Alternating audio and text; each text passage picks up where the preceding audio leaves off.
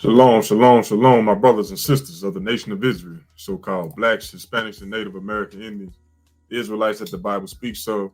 Welcome, welcome, welcome to another installment on the Quick Question series.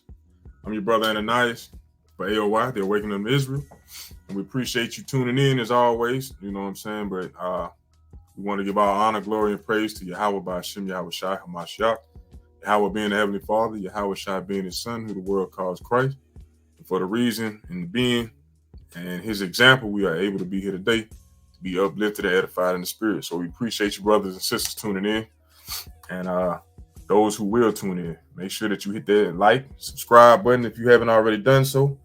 You know, and make sure that you share the content because this is very important. And the whole purpose of these classes or this class or these series or these episodes, however you want to look at it, the reason for the being is to answer the questions of our brothers and sisters of the nation of Israel, to help them to strengthen their walk in this truth, to be able to get them clarification on things that they may be stuck on, some things that create hurdles for them to jump in order to be fully involved or full-fledged in this truth.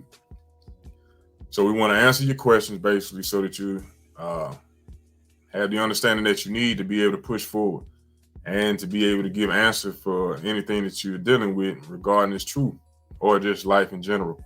So that's our aim in doing what we do. So we appreciate you tuning in and for those who will tune in. But this, like I said, this is another quick question installment. So that's what we're going into. And what is today's question? What is today's question? Does God hate?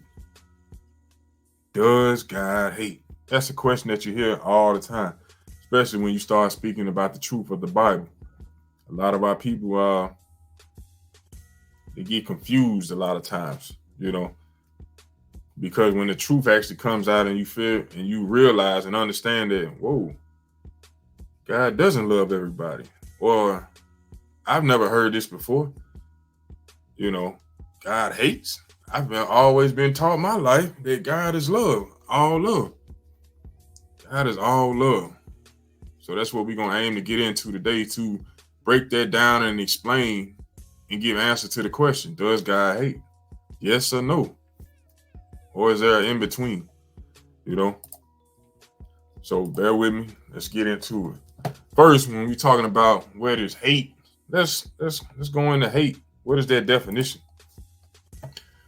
This is Merriam-Webster's dictionary, and we got hate, and it says an intense hostility and aversion, usually deriving from fear, anger, or a sense of injury, an extreme dislike or disgust, a systematic and especially politically exploited depression of hatred, an object of hatred. The verb form, to feel extreme enmity toward, to regard with active hostility, to have a strong aversion, find very distasteful. Let's find some of the synonyms for this word hate, because as we read, it says an intense hostility, just usually deriving from fear, anger, or a sense of injury, an extreme dislike or disgust. So that's what you get. That's what hate actually means when you look it up. An extreme dislike or disgust. You know what I'm saying? Or an intense hostility from fear, anger, or injury. All right. Look at some synonyms. They say abhorrence, abomination, detestation, execration, hatred, loathing, to abhor, abominate, despise, loathe, execrate, detest. You see those words? Abhorrence, abomination, hatred. You know, these are the things that associate with the word hate. So we know it comes from what? Let's go back to the actual definition. An intense hostility usually deriving, meaning coming from fear, anger, or sense of injury, an extreme dislike or disgust. So does God have an extreme dislike towards something or someone? That's what we're going to read in the scriptures to find out. Now you might say, well, you know what? I'm going to jump to First Peter right quick. Let's go to First Peter. First Peter chapter 3, verse 15.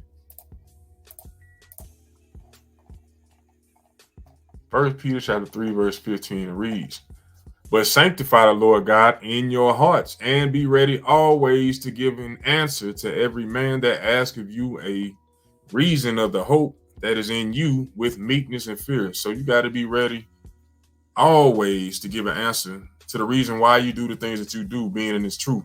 Why is it that you study the Bible? Why is it that you constantly praying? Why is it that you feel the need to keep the commandments? Why is it that you don't follow the ways of the world? Why is it that you don't celebrate pagan holidays? Why is it that you don't break the Sabbath? Why is it that you don't eat abominable foods? You got to be able to give an answer for these things. And to do so, you got to study to do so, because you're going to have a lot of people coming up trying to contest what you do because you're not following the crowd. Sometimes they might even cast you out as an outcast because you don't want to follow the trend. You don't want to, because you go against the grain. I put it that way. But you got to be able to give an answer. So this is one of the reasons why we do these classes, to build you up in the spirit, give you more knowledge than you did, that you had yesterday, so that you can stand 10 toes down in this truth. All right. So from there, let's go to 1 Timothy chapter 4, verse 1. 1 Timothy chapter 4, verse 1. Make sure that you're taking notes. Can't stress that enough. Because a lot of us, we watch videos just like we watch posts on social media. It sounds good. It may make us laugh. We might shake our head, or we might agree with or disagree with. But if we don't write it down, we don't review, we don't study, it goes in one ear and out the other. So when doing these classes, when you watch your videos, make sure that you take notes, write them down, and put notes next to the verse that you're taking or writing down, so that you can remember what's actually in that verse. Don't just write it down for the hell of it to say you taking notes. Write it down and put a note by it, so that when you come back to that topic later on in life, you'll understand why that verse was used and to get the meaning of it. All right. So we're going to 1 Timothy chapter 4, verse 1. 1 Timothy, chapter 4, verse 1. And it reads, now the Spirit speaketh expressly, that in the latter times, meaning the latter days, some shall depart from the faith. Some shall depart from the faith, meaning having faith in the Most High, having faith in His Word, having faith in who they are, giving heed to seducing spirits, meaning giving their mind over and giving their thoughts over to seducing spirits and doctrines of devils, speaking lies and hypocrisy, having their conscience seared with a hot iron. So in the last days, the Lord is letting us know that a lot of our people are going to fall away from believing in the Bible, believing in the Most High, believing in His Son, believing in anything written in the book, because they're going to be seduced by doctrines of devils, certain spirits, lying spirits, spirits of lies and hypocrisy. You know what I'm saying? Telling them that God is white, Jesus is white, or that there is a such thing as a spiritual Israel, you know, or that we don't have to keep His commandments anymore, or that color doesn't matter, or that love is blind, you know, or you only live once, so live it up. These are those types of spirits that will detour our people from having the faith, or keep being disciplined, or doing anything that the Most High requires of them. You know, we would also be seduced by spirits that would tell us that we are not His people, His children. You know, so we got to be mindful of these things. That's what the Bible speaks of, but the churches don't speak on these things. They would say the Antichrist is coming. When you read the Bible, the Antichrist has been here since Christ was on the scene. of his own people and of the other nations. You know what I'm saying? But they got us thinking by watching their movies and TV shows that Antichrist is coming, a guy in a suit with his hair slicked back, and he's uniting the world under one doctrine and this and that. Hey, when you read the scripture, the Antichrist been here. The Antichrist is simply somebody that don't believe in Christ or don't want to follow the commandments. That's an Antichrist, But getting away from the topic, let's go to 1 John 4:1. 1 John 4:1. And it reads, Beloved, believe not every spirit. Why? Because you're going to have them seducing spirits. So the Lord is telling you, don't believe every spirit. Don't believe everybody you talk to. But try the spirits. The same way your jobs would try you out before they hire you. The same way you would be tried out to see if you are worthy enough to make a sports team. Basketball, football. Try the spirits, whether they are of God. How would you do that? By seeing, do they believe in keeping the commandments? Do they believe what's actually written in the book? That's how you try the spirit. You can look and see. They might be able to say one thing, but you can actually look and pay attention to an individual to realize, are they of God or not? Why? Because many false prophets are gone out into the world. Many. This was going on while Christ was on the scene and before he got on the scene, because many false prophets are gone out into the world, misleading our people. That's part of our walk in this truth. We're going to have to realize these things are going on. And by reading the words of wisdom, knowledge, and discernment of the Most High, we will be able to discern what is true and what is false by lining it up with his word. If it don't match with the word, that means it's false. And we're supposed to hate every false way. But the Lord is telling you, don't believe every spirit. It might be your own parents. It might be your friends. It might be your wife or your husband. It might even be your children. The Lord said, believe not every spirit, but try the spirit, whether they are of God. Because many false prophets are gone out into the world. So we got to keep that in mind as well. You know what I'm saying? And whenever somebody come to you with questions, trying to debate you on your cause as to why you do what you do, hey, they got an answer for that. The same way if you were trying to sue somebody or accuse somebody of doing something, they got to bring forth a strong reason. And that's what the Lord required. Let's go to the book of Isaiah, chapter 41, verse 21. And it reads, produce your cause, saith the Lord. Bring forth your strong reason, saith the King of Jacob. So if anybody come up trying to debate you on things concerning the Bible, hey, you got to have them to produce their cause. That's with anything in life. But most importantly, when you defending the gospel, because you asking the question saying, does God hate? We got to do what? Produce our cause and bring forth strong reasons if we say he does or if he doesn't. And that's what I'm going to do today. I'm going to bring forth strong reasoning to show you that, yes, God does hate. Yes, God does hate. Yes, God does hate. And that's what we're going to prove today. Let's go to 1 Thessalonians chapter 5, verse 21 right quick. Just to let you know that these things that I'm bringing out show you how you answer your questions. 1 Thessalonians 5 and 21. And it reads, prove all things. Prove all things. So if I'm saying that God does hate, I got to prove that to you. I can't just be talking about it. I got to show you, thus saith the Lord, what he actually said, what's actually written. I got to show you that the Most High God does hate. The same way that we hate, the Most High hate. The same way that we love, the Most High love. But today in this society, our people have forgotten what love actually is. They think it's just a feeling. No. Love is an action word. So love is a verb. It's an action word. You got to show action with it to show love. You know what I'm saying? So we got to prove all things, And that's what I'm going to do today. Now, how I'm going to do that? How do you prove all things? Through the Bible. Let's go to Isaiah chapter 28. Isaiah chapter 28. Classic precepts, but we got to bring them out for those who are in the truth that may have forgotten, or for those who are new in His truth. These are the key things that you must understand about breaking down the Bible to prove the things that are written therein. Isaiah chapter 28, and I'll start at 9. Whom shall He teach, and whom shall He make to understand doctrine?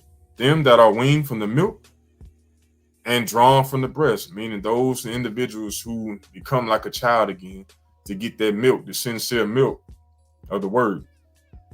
So those individuals who are renewing and retraining their mind, they're going to come back to getting the understanding of the doctrine by getting the basic principles, the milk of the word. Verse 10, it says, for precept must be upon precept, precept upon precept. You see that? What is a precept? A precept, let's just look it up right quick. We looked up what hate was. Let's look up what precept is.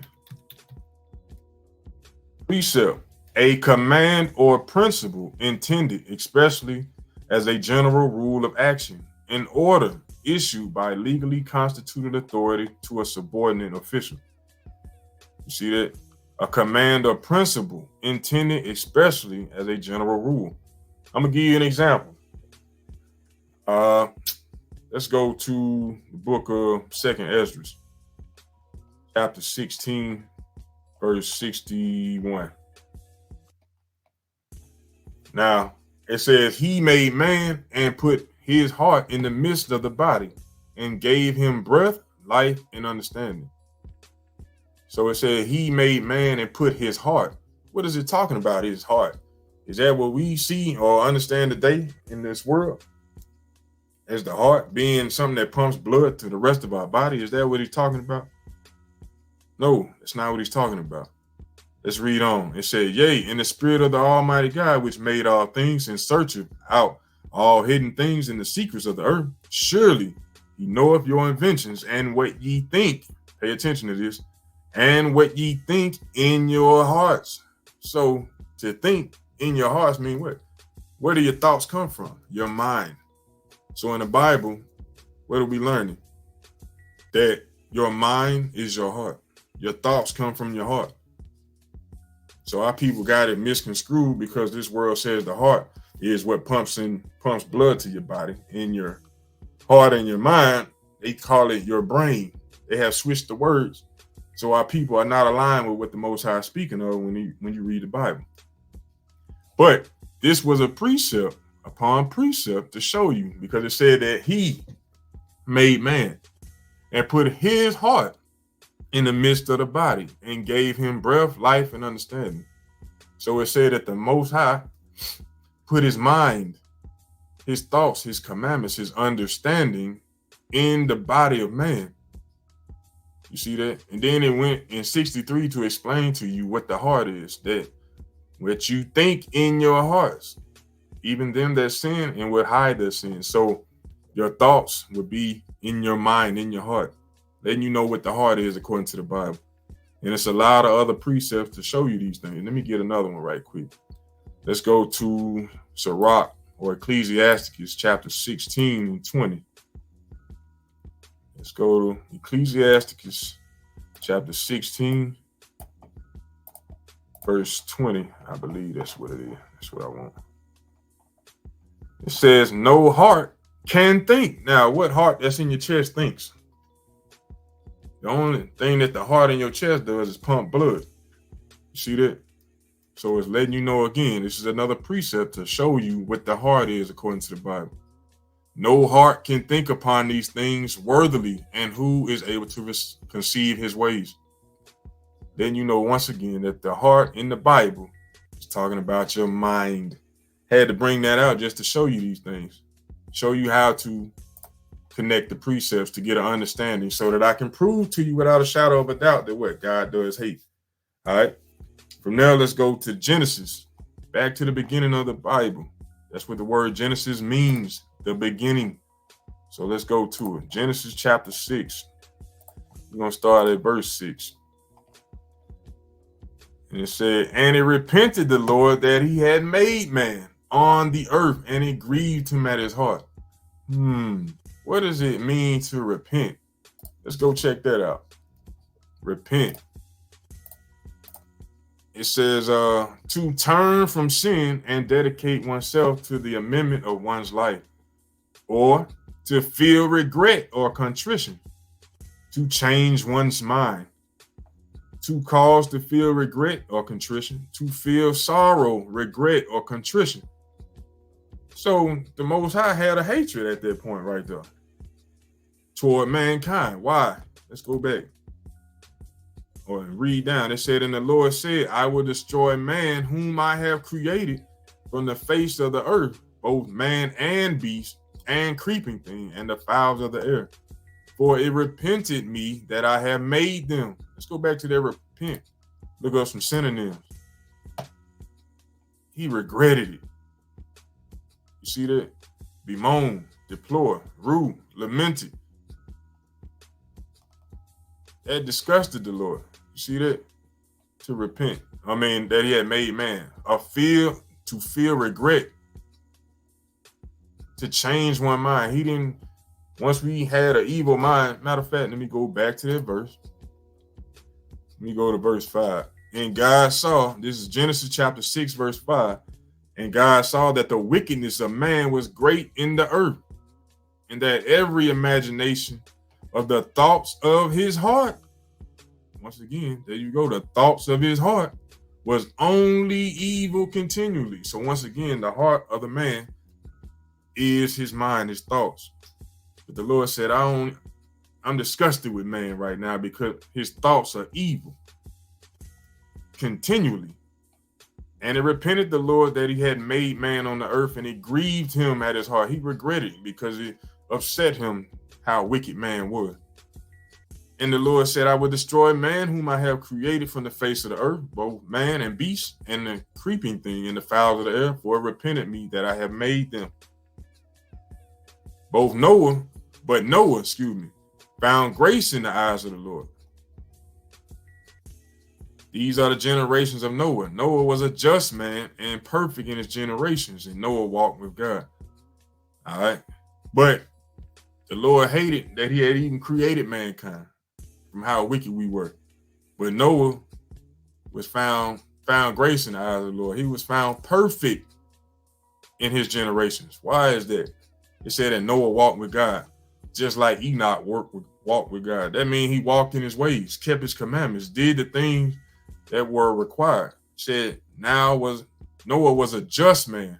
Just meaning perfect, meaning he kept the commandment. He was obedient, just like Abraham was, just like Moses was. You see that? Found grace in the eyes of the Lord. But I went there to show you what the Lord destroyed man, wanted to destroy man, and he did destroy man because he hated how evil they were in their minds. All their thoughts were wicked. He even wanted to destroy Israel on down the road. Let's go to Exodus right quick. Give you another example. You know, he created all mankind, but he chose one nation of people out of all mankind, the nation of Israel. Let me show you something right quick. Let me see. I'll start at verse 1, then I'm going to skip to verse 7. This is Exodus chapter 32, verse 1. And when the people saw that Moses delayed to come down out of the Mount Sinai, the people gathered themselves together unto Aaron and said unto him, Up, make us gods which shall go before us.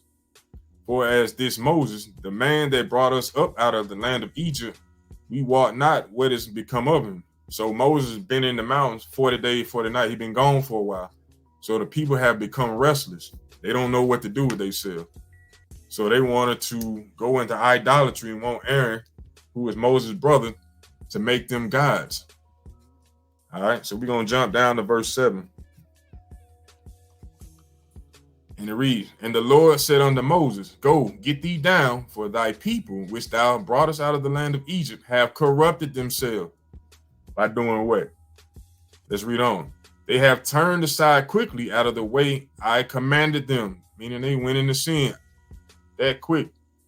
They have made them a molten calf and have worshipped it and have sacrificed thereunto and said, These be thy gods, O Israel, which have brought thee up out of the land of Egypt. That's wicked as hell, but that was our people. Let me read on. And it said, and the Lord said unto Moses, I have seen this people, and behold, it is a stiff-necked people. You see that? Now, therefore, let me alone. He's talking to Moses, that my wrath may wax hot against them. That's hatred right there. That's hatred. And that I may consume them, and I will make of thee a great nation. So the Lord was saying, hey, Moses, get out the way. I'm about to do with these people. Look how wicked they are. I'm getting ready to consume them, and I'm going to start over making a new nation with you. Let's go back to what that definition of hate was. Just to furthermore prove that, yes, the Lord hates. An intense hostility deriving from fear or anger, an extreme dislike or disgust, hatred. You see that the Lord was ready to put us to death as a nation right there in Exodus because we were doing what?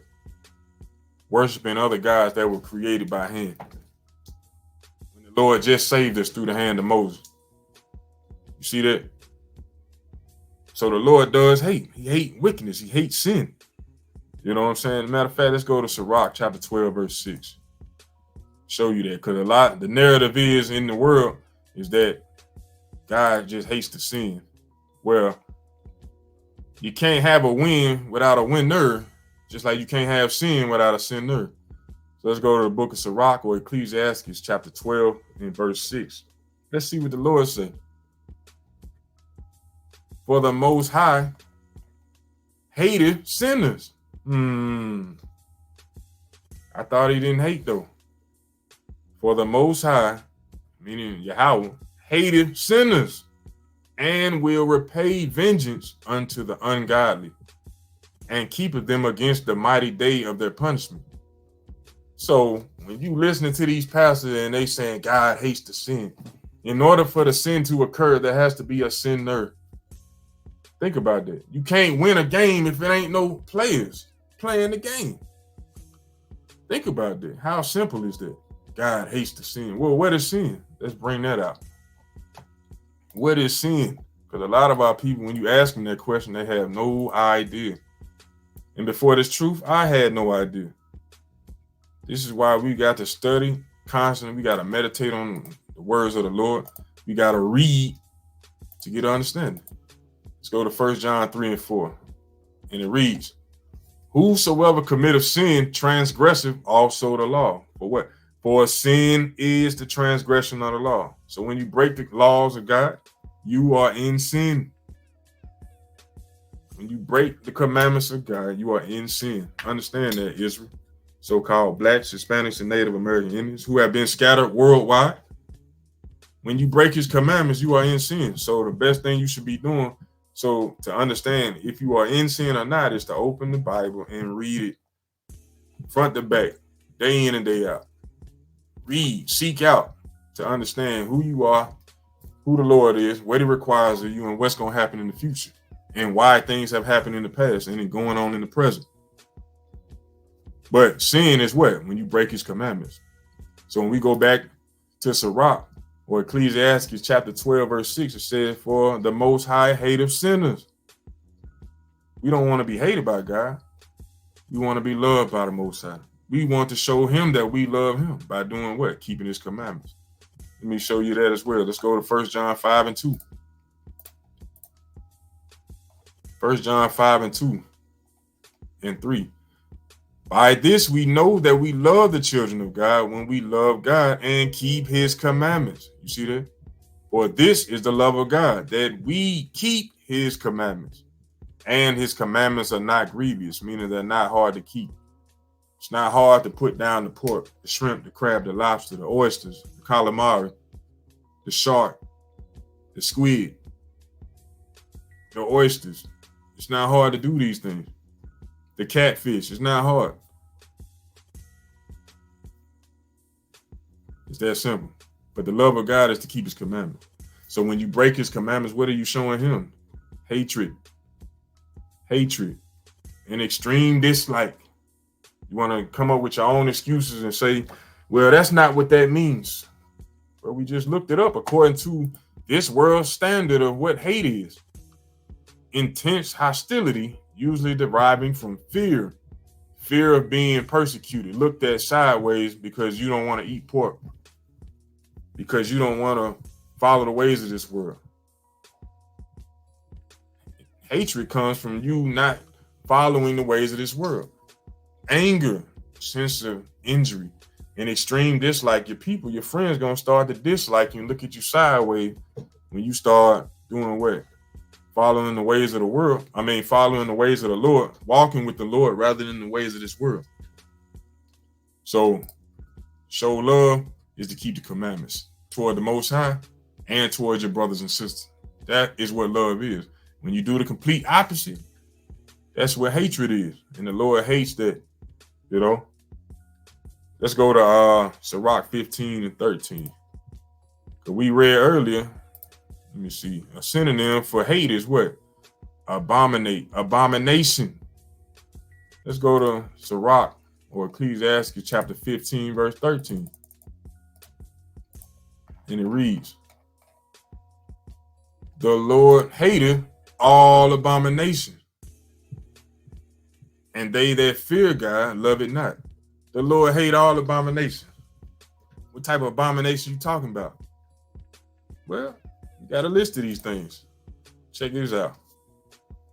It's about 43 things that the Most High hate that somebody compiled a list of. And all praise to the Most High that it was there, even though it's more, but we're going to go with these things. The Lord hates homosexuality. Leviticus 18:22. Bestiality. The Lord hates that. When man and woman decide to lay down with animals. Beast. Idols. Just like he was getting ready to destroy the nation of Israel in the wilderness for worshiping and bowing down to idols. Blemish sacrifices. That's what happened between Cain and Abel. Cain brought blemish sacrifices to the Lord to offer. Worshiping the sun, moon, or stars. That's what these other nations do. You know what I'm saying? You got Islam, they worshiping the sun and the moon. The moon and the star. You know, you had Constantine that switched up the laws during the Roman era and got people worshiping on Sunday. That's why it's worshiping of the sun. The Greeks and the Egyptians, they had different gods for every day of the week. You know what I'm saying? Divination, that's witchcraft. Astrology, that's your zodiac signs, things of that nature. The Lord hates that. Those are abominable things. Witchcraft, those who cast spell or try to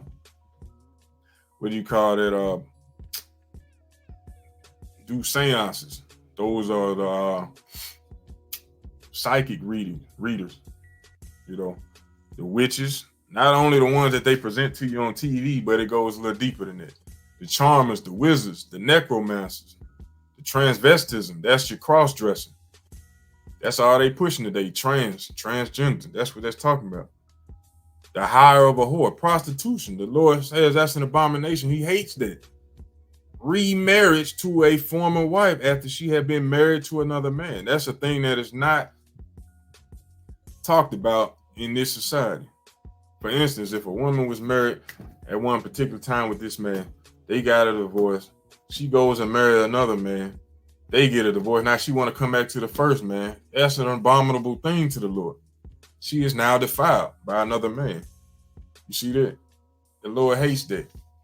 Dishonest scales, meaning unjust balance. The Lord is a God of balance. Just wait. Workers of iniquity, meaning sin. Constantly in iniquity. The wicked, those who love violence. The froward, the perverse. The proud, the lying. Hands that shed innocent blood. A heart that devises evil and wicked imagination. Feet that are swift in running a mischief.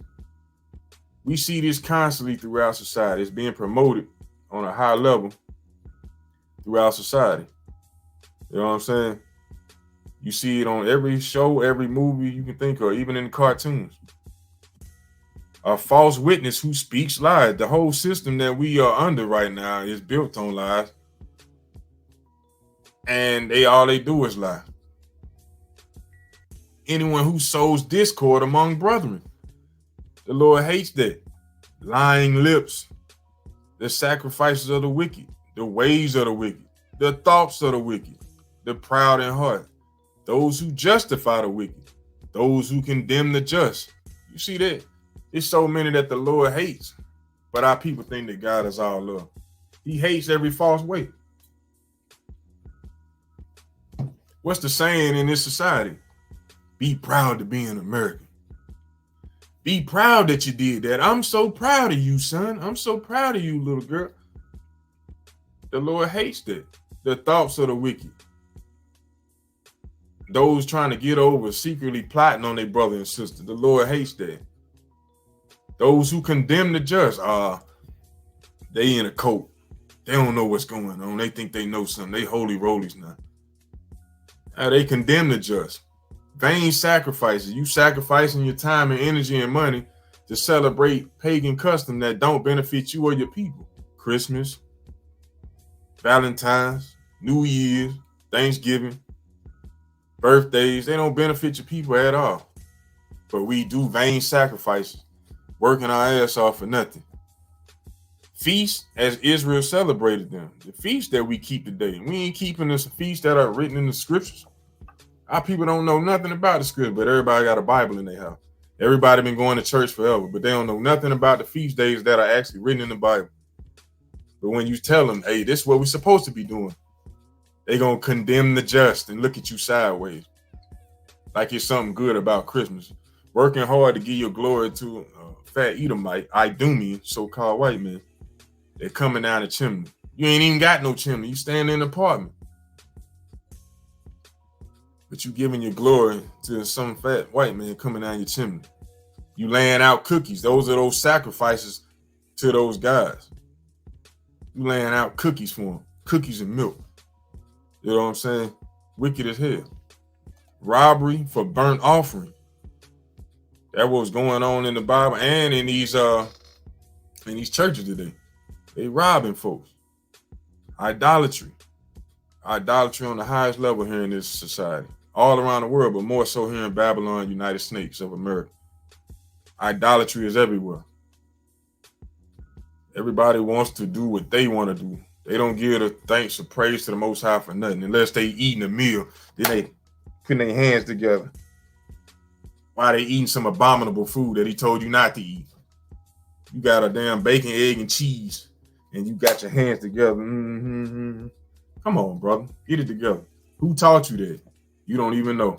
You just been doing it forever, and you think that's what you're supposed to be doing. Foolishness. Idolatry. Evil plans against thy neighbor. Oh, I'm going to rob that nigga. Hey, we going to set this nigga up. Evil plans against the Lord. The Lord hates that. False oaths. You making vows to yourself, to the Lord, to the people. You don't keep your vow. You don't keep your word. You know, the Lord hates that. False oaths. He hates Esau. See that? Hates divorce. These are the Nicolaitans, because those are the ones who were teaching you ain't got to keep the commandments. See that? And it goes on and on. But I just wanted to bring that out to show you that, yes, the Lord does hate. The Lord does hate all abomination. Let's give you abomination right quick just to show you. I don't want to keep rambling on. But a lot of our people, they lost in the sauces, if that's what they say. Let's go to Leviticus 11:7 right quick. Classic precept, we got to bring it up.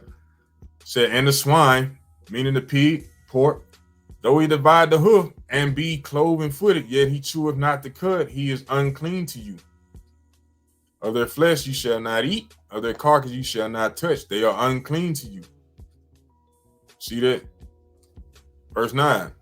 These shall ye eat of that are in the waters, whatsoever have fins and scales in the waters, in the seas and in the rivers. Them shall ye eat. So in order for us to be able to eat the things that come out of the water, they got to have two attributes, fins and scales. and all that have not fins and scales in the seas and in the rivers and all that move in the water, and of all living thing which is in the waters, they shall be an abomination unto you. So if we eating shrimp, crab, and lobster, we eating catfish, guess what? That's an abomination to us. And the Lord hates that. Why? The Lord hateth all abomination.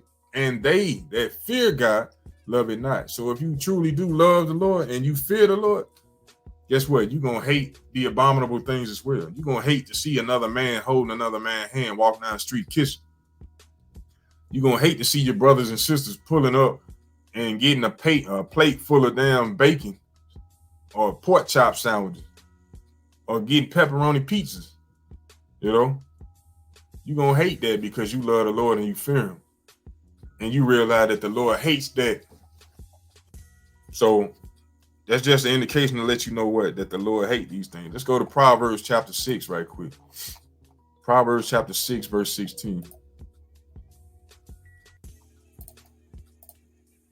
Proverbs chapter 6, verse 16. And it reads, these 6 things doeth the Lord hate. Oh, keep running to that word hate. I didn't write this. The Lord wrote this. Well, he didn't write it, but inspired it to be written. This is what the Lord said. These 6 things do the Lord hate. So the answer to the question, does God hate? Yes. Yea, 7 are an abomination unto him. They go abomination again. That's another synonym for the word abomination. For what? Hate. That's a synonym for word hate, for the word hate. Excuse me. But going back to Proverbs, these 6 things doeth the Lord hate. Yea, 7 are an abomination unto him. A proud look, a lying tongue, and hands that shed innocent blood. A heart, meaning your mind, that deviseth wicked imaginations. Feet that be swift in running to mischief. You get a phone call. Oh, so-and-so got shot. Hey, load them up, load them up. Feet swift to do what? Run the mischief. Hey, we got a lick down the street. Hey, you got to go get that right now, ASAP. Our feet quick to do what? Run the mischief. A false witness that speaketh lies. A false witness that speak lies. Our people love to lie. They don't even know what truth is. They love lies. And he that soweth discord among brethren. We read this earlier. The Lord hates these things. For somebody to be spreading lies, rumors, to destroy the brotherhood or the sisterhood, destroy our communities, our nation of people. The Lord hates that. But our people think that God is all love. And we don't show him no love. Why would he show all love to us when we showing hatred toward him? That ain't no different than how you treat your people out here. Because we are created in his image, right? And we read earlier that what? He created man and put his mind in what? In man. That's what it was talking about in the beginning with Adam and Eve. Man has begun to be like us, knowing the difference between good and evil. See that? So man know what's good and what's right and what's wrong. Just like they know how to hate and they know how to love. So the Lord hates and he loves. Understand that. But from now, let's go to Malachi, book of Malachi. So we understand that the Lord hates sin, nerves. He hates proud people, proud looks, liars, deceitful individuals. The Lord hates. Let's go to Malachi chapter 1, verse 1. It said, the burden of the word of the Lord to Israel by Malachi. I have loved you. So the Lord do hate. Love. I have loved you, saith the Lord. Yet ye say, wherein hast thou loved us? Was not Esau Jacob's brother? Saith the Lord, yet I love Jacob. You see that? And I hated Esau. Well, that's not what it means about Esau. It just means that they were cursed. I hated Esau. He had a strong dislike. An extreme dislike or disgust. Intense hostility of anger, toward Esau. You see that? And I hated Esau and laid his mountains and his heritage waste for the dragons of the wilderness. See that? The Lord saying what? I love Jacob, I love Israel, but I hate Esau. Does not like Esau. Even though he created Esau, he does not like him. Now, what kind of God is that to create something he don't like? He created it with a purpose, for his pleasure. That don't mean he choose them. Think about that. Let's go to the book of Romans chapter 9 right quick.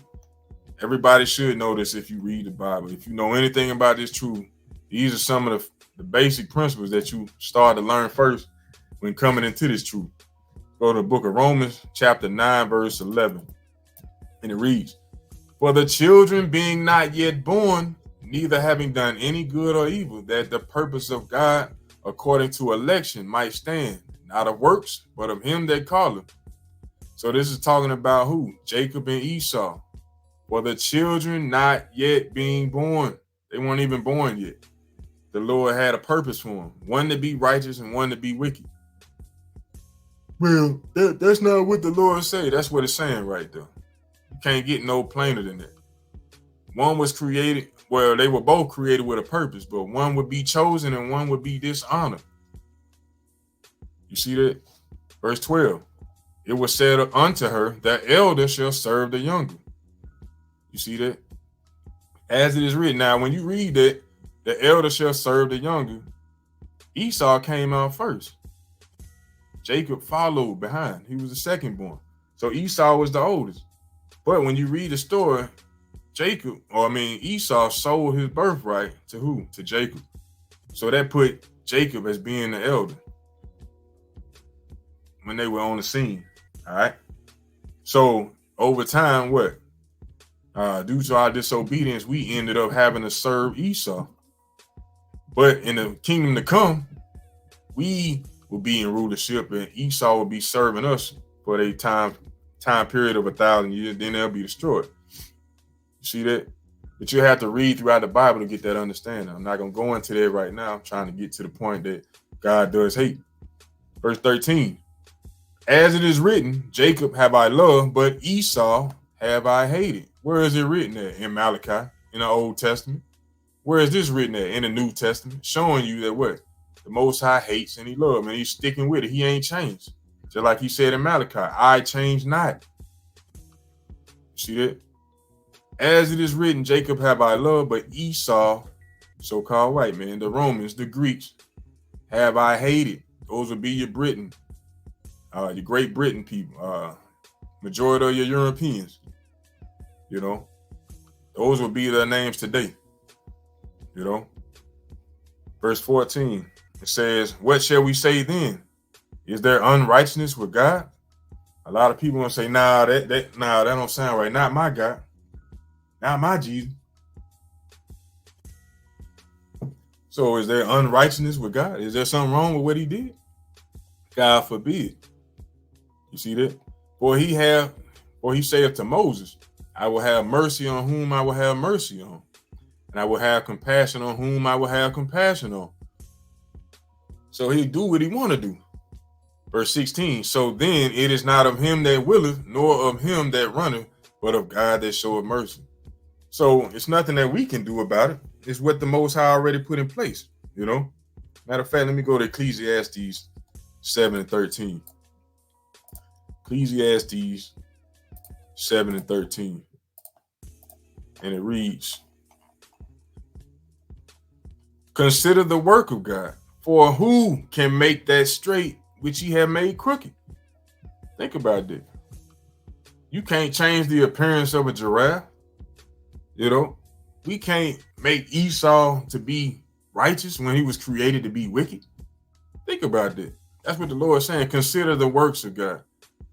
We can't make the rainbow stop shining in the sky. The Lord created it for that purpose, to shine in the sky, to remind us of the covenant that he made with mankind or with the earth, that he would not flood it again.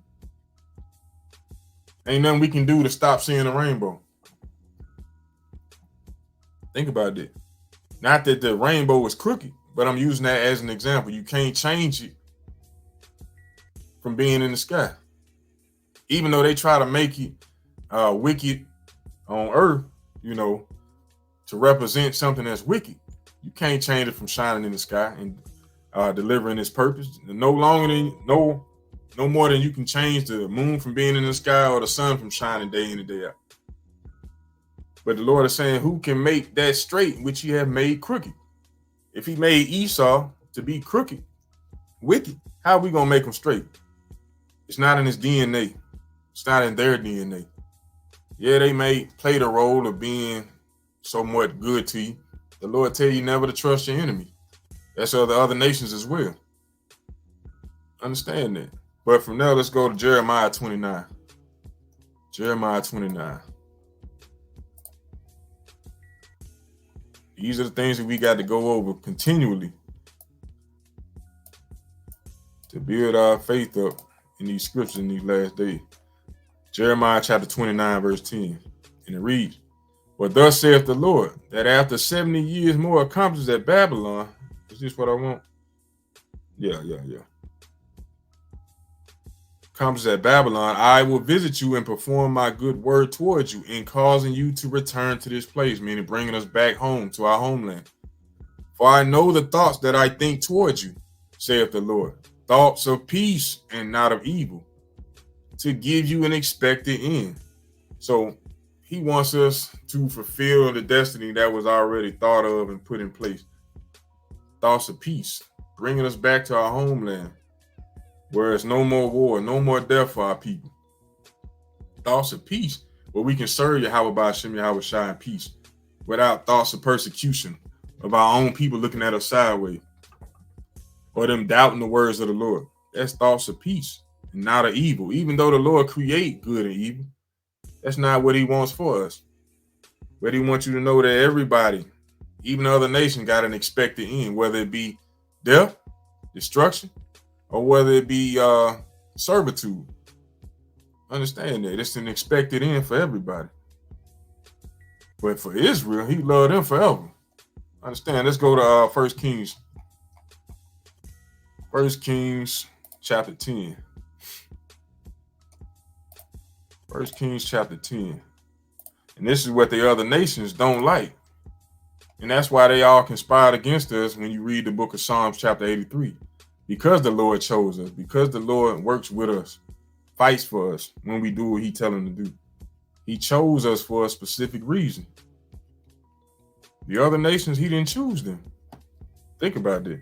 But let's go to 1 Kings chapter 10, verse 9. It says, "Blessed be the Lord thy God, which delighted in thee to set thee on the throne of Israel, because the Lord loved Israel forever. Forever. Therefore made he thee king to do judgment and justice." See that? Then you know what? That the Lord loves Israel forever. Those who are willing, that 1/3 who going to be willing to keep his commandments and stand boldly for this truth. That's who the Lord loves. Because all Israel ain't Israel. It's a lot of us, of our nation, 2/3 of us going to be put to death because we don't want to hearken. We don't want to keep the commandments. We don't want to do thus saith the Lord. But if you love the Lord, you'll keep his commandments. If you hate him, you'll break his commandments. You see that? And a lot of people, that don't make sense. The Lord created all man. Why would he just do that? The Lord got the right to do whatever he wants. Just like you got the right to do whatever you create. You create a painting, a drawing, some woodworking project, whatever it may be, you got the right to say, you know what? I want to keep that, or I want to destroy that, throw it in the garbage, burn it. You have the right to do that. The same way the Most High got the right to do what he want to do with what he has created. Understand that. Let's go to the book of Isaiah, chapter 40 and verse 17. He chose us, but he don't need us. Let me show you this. Isaiah chapter 40, verse 17. We already established that he loves us forever, but at the same time, he don't need us. What did the Lord need with us? He said, all nations, meaning even his own, all nations before him are as nothing, and they are counted to him less than nothing and vanity. The Lord don't need nan person, nan animal, nan planet on this earth. He don't need none of it. But for Israel, he loved forever. All nations before him are as nothing. So he can do what he want to do. Just like you creating that painting or that drawing, you don't need that. That's no benefit to you. You writing a story, putting together a movie, a video, that's not going to benefit you. It's not going to make you better. It's just something you created. You going out in the backyard chopping down some damn twigs and making a tent out of it. That's just showing what you can do. Is it really helping you to do anything? No. So likewise with all the nations on the earth, they are nothing before the Most High. But the Lord does love and he does hate. You see that? But I just wanted to bring this out to our brothers and sisters to show you that yes, the Lord does hate. The Lord does hate. Yes, he does hate. And he loves also. So understand that when reading in the scriptures, hopefully that didn't take too long. You know what I'm saying? And you got a full understanding as to what's going on. I'm your brother Ananias once again for the A.O.I, the Awakening of Israel. And I pray and hope that you all were edified and uplifted in the spirit, that you really learned something and you took advantage and you took notes. You know, because it's important to not only just watch the video, not only to just hear it, but to be able to go over, review, and study and meditate on these things so that you can stand boldly in a day of adversity or when somebody's trying to ask you a question. You'll be able to stand boldly and give a edifying answer to uplift somebody else. You know, but nonetheless, appreciate everybody tuning in. I want to give all honor, glory, and praise to Yahweh, by Hashem, Yahweh Shai. And to all you brothers and sisters that's tuning in, continue to learn and build your spirit up, build your knowledge, wisdom, and discernment up. Stay strong. Keep enduring until the end. And on that note, I say shalom, shalom, peace and greetings to you all, and I'm out.